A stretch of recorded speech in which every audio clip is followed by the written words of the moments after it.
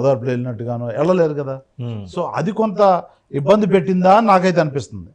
ప్రజల్ని కొంత డిస్టెన్స్ ఆ అభిమానులకి వాళ్ళ గుండెల్లో పెట్టి పూజించుకునే అభిమానులు ఇవాళ చూస్తూ ఉంటే అక్క చెల్లెమ్మలు అన్నదమ్ములు టాటోలు చూస్తూ ఉంటే రోజు ప్రెస్ తోటి ఇంటరాక్షన్ ఉండదు, ఒక పబ్లిక్ మీటింగ్లు ఉండవు, ఏదో బటన్ నొక్కినప్పుడు తప్ప ఎక్కడికి వెళ్ళినా పడతాలు.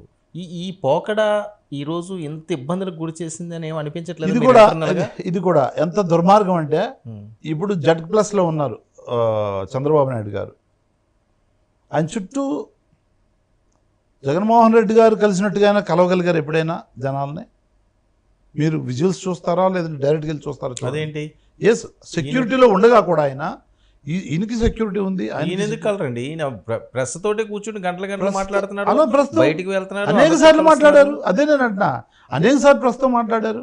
ప్రస్తుతం ఎక్కడ మాట్లాడారు? ఇప్పుడు లైవ్ ఇస్తే ఇవ్వచ్చేమో ఆయన. డెఫినెట్గా ప్రస్తుతం డైరెక్ట్గా రజనీకాంత్ గారితో మాట్లాడి చాలా మందితో మాట్లాడారు. 1-to-1 ఎలక్షన్ టైంలో 2-1 కాకుండా డైరెక్ట్గా కూడా ఆయన ప్రెస్ మీట్ ఎన్ని అడ్రస్ చేయలేదు.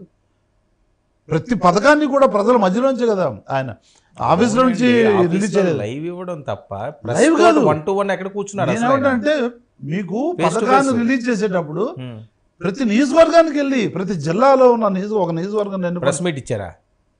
పబ్లిక్ లోనే కదా ఆయన ఇచ్చింది. కొన్ని వేల మంది ప్రజల ముందు ఆయన పథకాలన్నీ రిలీజ్. ప్రజల్లో ఉన్నాడు. రాజన్న కుమారుడిగా ఆ రోజు మంచి కాలం రాజశేఖర రెడ్డి గారికి ఉన్న పేరు వేరే చెప్పాల్సిన అవసరం లేదు. పేదల గుండెల్లో ఆయన ఎప్పుడు ఉన్నాడు, ఆయన చేసుకున్న పుణ్యం అయ్యి ఉండొచ్చు. సో అదే నమ్మకంతో జగన్మోహన్ రెడ్డి గారిని గెలిపించుకుంటే అప్పుడు ప్రజల్లో ఉన్నవాడు ఇప్పుడు కంప్లీట్గా ప్రజలను అందరినీ కూడా పక్కన పెట్టి ఆయన ప్యాలెస్లు, ఆయన సుఖాలు, ఆయన పొరపాటు భోగాలు అని చెప్పి కదా మాట్లాడేది. అదే వాళ్ళు ఏంటంటే ఏ విధంగానే డిఫ్రేమ్ చేయాలి, ఎలాగోలా అబద్ధాలు చెప్పి అసత్యాలు చెప్పి బురద జల్లి కంప్లీట్గా ఆయన్ని ఇది చేయాలి అనేటటువంటిది, అధికారం నుంచి దూరం చేయాలనేటటువంటి కుట్రలో భాగంగా వాళ్ళ అధికారమే దాహంగా, అధికారమే పరమావధిగా ఇవాళ ఎలక్షన్లో అన్ని తప్పులు నూరు పోసి ప్రజలకి విషయం ఎక్కించి ఏమీ చేయలేని కూడా చెప్పి తప్పులు చెప్పి ల్యాండ్ టైటిలింగ్ యాక్ట్ అండి ఇప్పుడు ఇందాక కూడా మాట్లాడాం, ఆమె కూడా నేషనల్ ఛానల్లో మాట్లాడింది ఆమె క్లియర్గా. అసలు బొమ్మేస్తే మరి మీరు కూడా బొమ్మేశారు కదా, ఎన్టీ రామారావు గారు బొమ్మేశారు చాలా కాలం, చంద్రబాబు నాయుడు గారు బొమ్మ ఉంది ఇప్పుడు అన్నింటి మీద.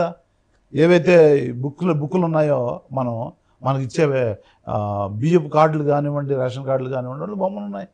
మరి ఆ బొమ్మల సంగతి ఏంటి అంటే ఆయన నోరేళ్ళు పెట్టాడు, ఆయన ఎమ్మెల్సీ నోరేళ్ళు పెట్టాడు. జగన్మోహన్ రెడ్డి గారికి బొమ్మలు అనేవి అధికారంలోకి వచ్చిన తర్వాత ముఖ్యమంత్రి బొమ్మ కొన్ని చోట్ల వాడతారు, కానీ వీళ్ళు ఏమని ప్రచారం చేశారు?